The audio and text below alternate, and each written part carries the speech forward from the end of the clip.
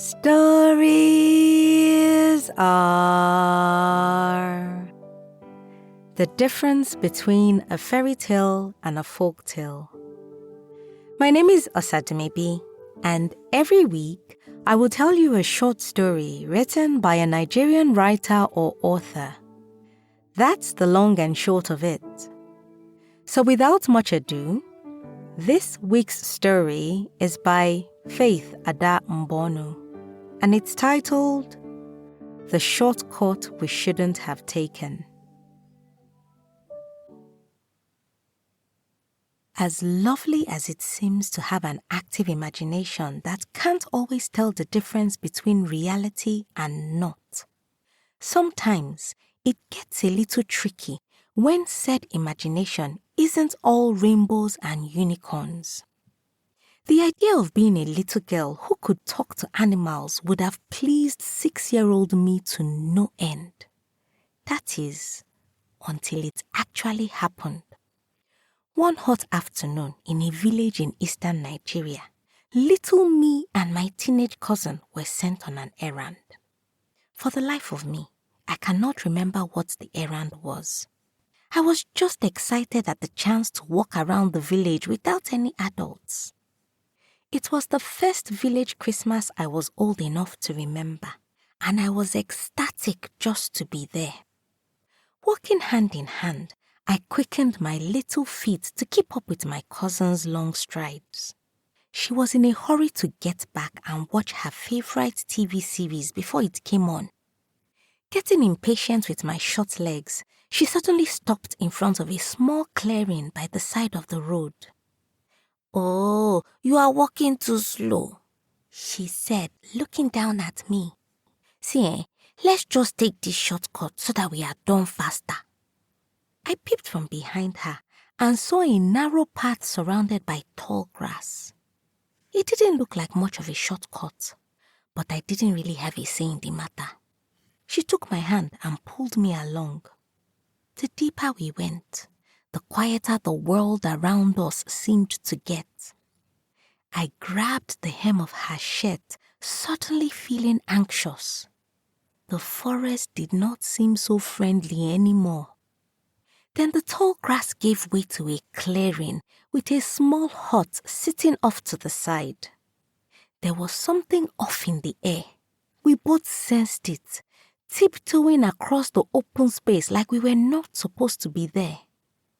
We had just passed the hut and were nearly at the other side when I heard something that still gives me goosebumps today.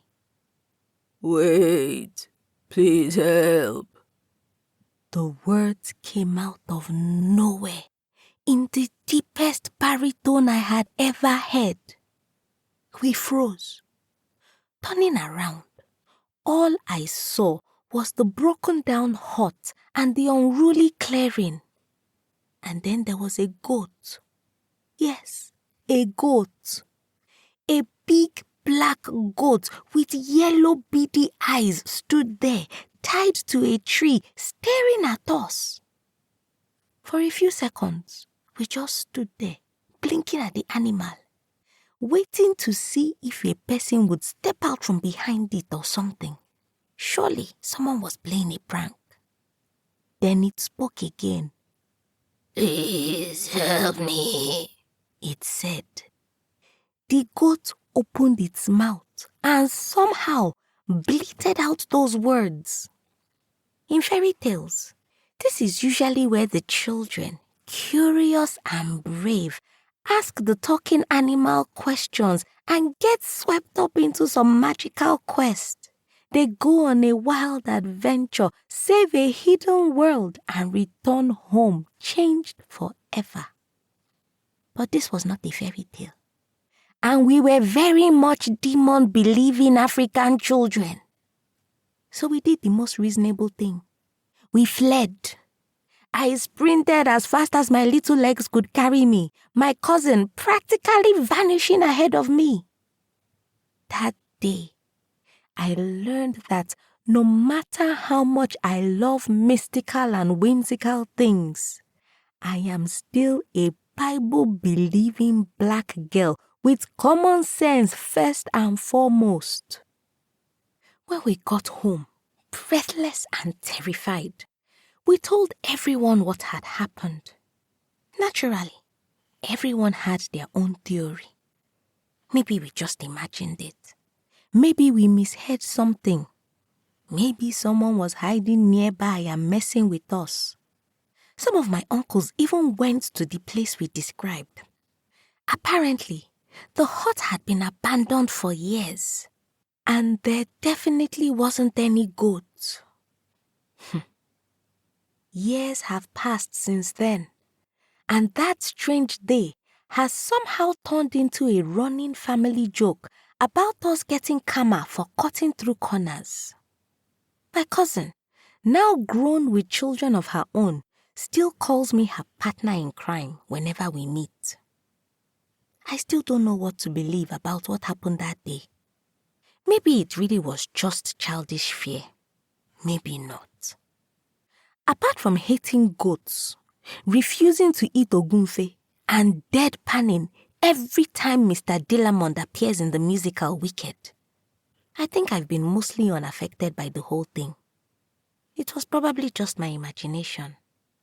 And yet, I still remember those yellow eyes. Faith Ada Mbonu is a writer who resides in Abuja. She has a soft spot for whimsical stories that blend humor, honesty, and heart.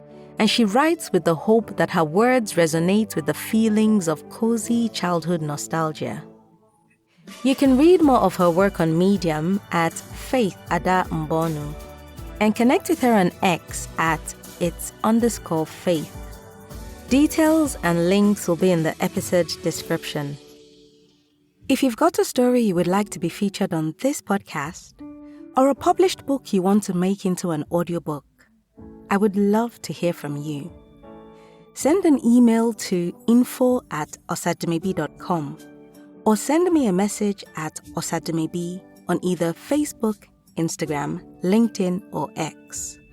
I look forward to collaborating with you. And if you've enjoyed this week's episode, please subscribe, leave a review, and share this episode with that one person you know will enjoy listening. Tell them that stories are a good escape for a few minutes each week.